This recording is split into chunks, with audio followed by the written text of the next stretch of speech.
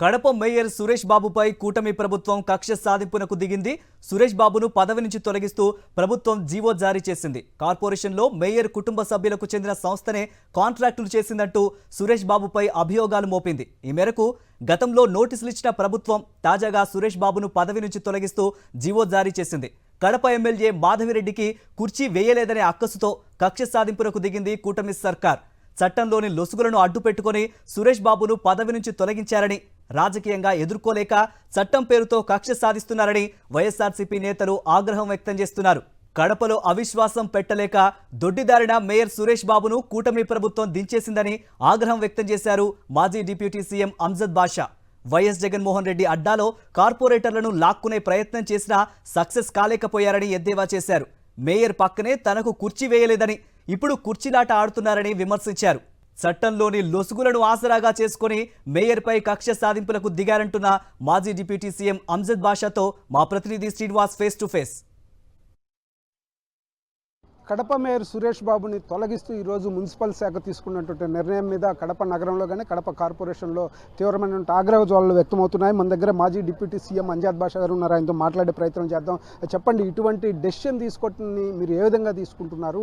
అసలు ఏమీ లేని దాంట్లో ఈ విధమైనటువంటి ఒక మేయర్నే డిస్క్వాలిఫై చేసేటటువంటి తీరుకి ఎట్లా వెళ్ళింది ప్రభుత్వం? దీన్ని తీవ్రంగా మేమైతే ఖండిస్తున్నాము. ఎందుకంటే ఇవాళ ఈ రాష్ట్రంలో కూటమి ప్రభుత్వం వచ్చిన తర్వాత చూస్తుంటే కేవలం ఒక అరాచక పాలన కొనసాగుతుంది. ఒక కక్ష సాధింపులో చర్యలో భాగంగానే మరి ఈరోజు రాష్ట్ర వ్యాప్తంగా చూస్తున్నాం అనేక ఎక్కడైతే సంఘటనలు జరుగుతున్నాయో కేవలం ఈరోజు అధికారంలో ఉండే ప్రజాప్రతినిధులు కానీ అందరూ కూడా వైఎస్ఆర్ కాంగ్రెస్ పార్టీ నాయకుల్ని టార్గెట్ చేయడం, మరి ఏదో ఒక రకంగా వాళ్ళని ఇబ్బంది పెట్టాలి అనే ఆలోచన ధోరణిలోనే ఈరోజు ఈ కూటమి ప్రభుత్వం ముందుకెళ్తున్న పరిస్థితి మనం స్పష్టంగా కనిపిస్తుంది.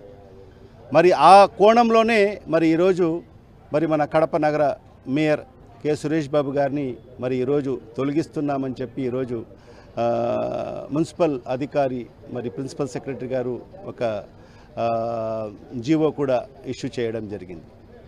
మరి చూస్తుంటే ఎలా ఉందంటే నిజంగా మరి ఈ కడప నగరంలో మరి ఏదైతే మనం ఎన్నికైన శాసనసభ్యురాలి గారి పరిస్థితి ఏ విధంగా ఉందంటే, ఒక సంవత్సరం అవుతుంది ఆయన ఎమ్మెల్యేగా గెలుపొంది. మరి ఈ సంవత్సర కాలంలో ఆమె చేసింది ఏంటంటే ఏనాడు కూడా ప్రజల సమస్యలు పట్టించుకోలేదు. మరి ఏనాడు కూడా మున్సిపల్ కార్పొరేషన్ మీటింగ్లో మరి ప్రజా సమస్యల గురించి మాట్లాడిన దాఖలాలు లేవు.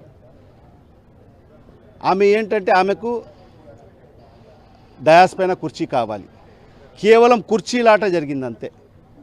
నాకు పైన కుర్చీ వేస్తేనే మీకు మీటింగ్ జరపనిస్తాను, నాకు ప్రజా సమస్యలు ముఖ్యం కాదు, నా కుర్చీ ముఖ్యం.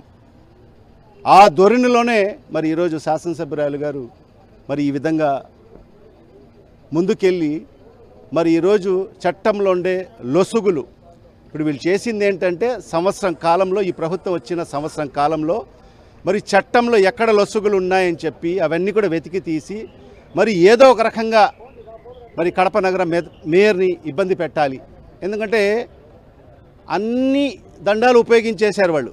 ఇది పరిస్థితి. ఖచ్చితంగా సురేష్ బాబుకి జరిగింది తీవ్రమైనటువంటి అన్యాయం. కేవలం ఆమె కుర్చీ కోసమే ఈ విధమైనటువంటి రాజకీయం చేస్తుందని చెప్తున్న పరిస్థితి అయితే ఉంది.